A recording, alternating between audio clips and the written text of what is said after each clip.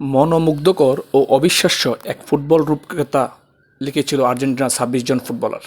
২০২২ সালে কাতার বিশ্বকাপে এই ২৬ জন যোদ্ধা লিওনেল মেসির নেতৃত্বে বিশ্বজয়ী করেছিলেন। আসলে অধিনায়ক ও জাদুঘর ছিলেন লিওনেল মেসি। দলের ব্রান্ড ভ্রমরা এবং সর্বকালের সেরা ফুটবলার ছিলেন তিনি। তো সেই ক্ষেত্রে ২০২৬ সালে গঠিত ফুটবল টুর্নামেন্ট আর্জেন্টিনার ২৬ জনের প্লেয়ার অনুষ্ঠিত করা হচ্ছে।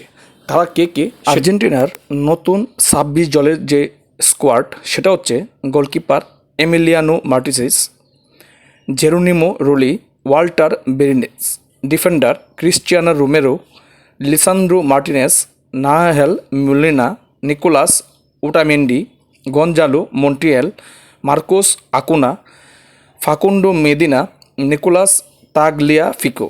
Midfielder Enzo Fernandez, Alexis Mac Allister, Rodrigo De Paul, Leandro Paredes, Giovani Lo Celso, Thiago Almada, কিরিয়াল পালাসিওস ও কার্বনি।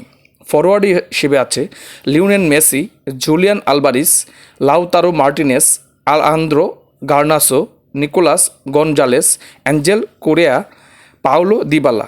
আর অধিনায়ক হিসেবে আছে লিওনেল মেসি, যে টিমটাকে ভালো করে তদারকি এবং সাপোর্ট দিয়ে সামনের দিকে এগিয়ে নিয়ে যাবে। অবশেষে ২৬ জনের সেই দল বিশ্বকে দেখিয়ে দিল একতা, বিশ্বাস আর পরিশ্রম থাকলে স্বপ্ন সত্যি হয়।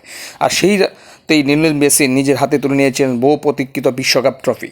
এবারও কি সেই ট্রফিটা আর্জেন্টিনা হতে যাচ্ছে, সেটাই এখন দেখার বিষয়। এবং এই ২৬ জনের যে কম্বিনেশন সেটা কীরকম পর্যায়ে যেতে পারে সেটার জন্য আমাদের খেলাটা উপভোগ করতে হবে। আসলে ট্রাইব্রেকারে এমি মার্টিনেজ অসাধারণ সেভ করে। সেক্ষেত্রে সামনের যে টুর্নামেন্ট হতে যাচ্ছে সেটা কীরকম হবে তা জানতে আমাদের চ্যানেলটা সাবস্ক্রাইব করে রাখেন এবং বেল আইকনে ক্লিক করে রাখেন। ধন্যবাদ সবাইকে, ভালো থাকবেন।